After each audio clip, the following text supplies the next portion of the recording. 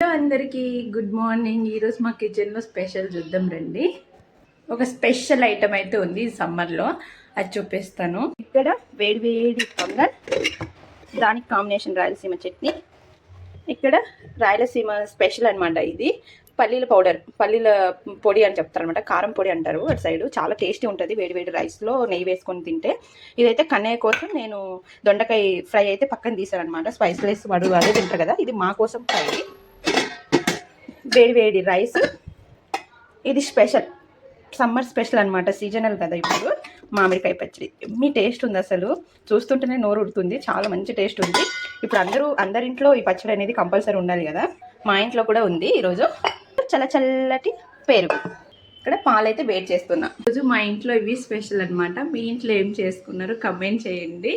అలానే దొండకాయ తింటే మతిమరుపు వస్తుందని చెప్తారనమాట. అది నిజమో కాదో కూడా కమెంట్ చేయండి. బాయ్.